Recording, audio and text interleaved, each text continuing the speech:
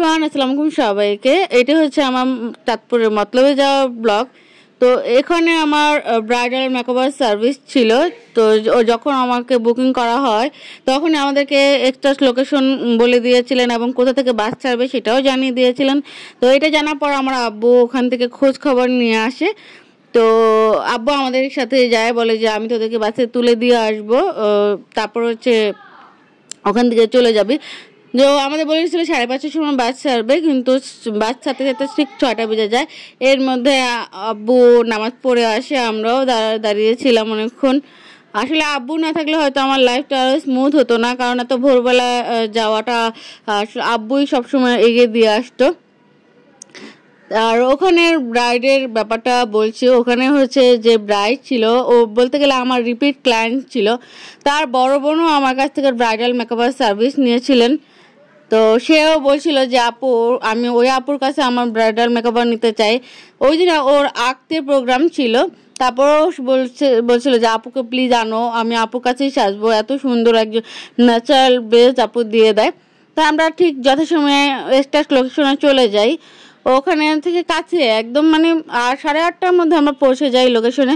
আর রাস্তাটা এতটাই ফাঁকা ছিল, খুব সহজ হয়ে যায় যাওয়া। যার পরপর ঠিক 9:30 থেকে আমরা বসে যাই রেডি করতে, কারণ হেয়ার গোসল করেছিল, প্লাস তার চুল সেট করা। আর যেহেতু শাড়ি জুয়েলারি আসতে আসতে বরযাত্রীর সাথে আসবে, তো বরযাত্রী আসার আগেই তাকে একটা কমপ্লিট লুক দিয়ে ফেলতে হবে, তারপরে শাড়ি পরার পর আমরা ভাবি যে চুলটা রেডি করব। এর মধ্যে বরযাত্রী চলে আসে, আর ও দেখছিল ওকে ঠিকমতো আসতে পেরেছি কিনা। তারপরে আমরা খুব তাড়াতাড়ি শুরু করে দিই, যেহেতু বরযাত্রী চলে এসেছে। আধা ঘন্টার মধ্যে আমরা শেষ করে দিই, কমপ্লিট করে দিই, যেহেতু সময় নেবে না, কারণ বিয়ে পড়াবে, প্লাস হচ্ছে খাওয়া দাওয়ার ব্যাপার আছে, সব কিছু নিয়ে। এই জন্য আমি 30 মিনিটের মধ্যে হেয়ার, শাড়ি পরানো, জুয়েলারি সেট করা সব কমপ্লিট করে দিই, যেহেতু আমরা আগে মেকওভারটা কমপ্লিট করে ফেলেছিলাম। তারপরে আমরা খাবার খেতে চলে যাই, বিয়ে বাড়ির ভোজ মানে কথা। তো খাবার খেতে বসে যাই, খাওয়া। আর এর মধ্যে আমরা ফ্রেশ হয়ে নিয়েছিলাম, ফ্রেশ হয়ে নিয়ে ড্রেস চেঞ্জ করে খেতে বসি। সবাই বলছিল খেয়ে নাও। তো আমরাও চাচ্ছিলাম যে দিনে আলো থাকতে থাকতে আমরা বের হয়ে যাব, যেহেতু বেশিক্ষণ টাইম লাগে না, কিন্তু ঢাকার দিকে পৌঁছাতে অনেক সময় লাগবে।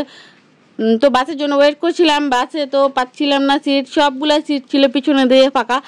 লাস্ট মোমেন্টে কি করলাম, যে এতক্ষণ যেহেতু লাগছে বাস আসতে, তাহলে পিছনেই বসে কি করা যাবে। তো খাওয়া দাওয়ার পরে পিছনে বসা মানে ঝালমুড়ির মতো ঝাঁকানো ঝাঁকানো অবস্থা হয়ে গিয়েছিল আমাদের। তা আমি তো অভ্যস্ত ছিলাম, তার জন্য আমাদের সমস্যা হয়নি। কিন্তু আসলে যখন তারা তাদের স্যাটিসফাইডটা আমাদের কাছে প্রকাশ করে, আমার সারাদিনের কষ্টটা একদম দূর হয়ে যায়। তো ছোট আপুটা অনেক স্যাটিসফাইড ছিল, অনেক খুশি হয়েছিল, সবাই তার লুক পছন্দ করেছিল। ভালো থাকবেন, আজকে এই পর্যন্ত, নেক্সটে আবার আসবো।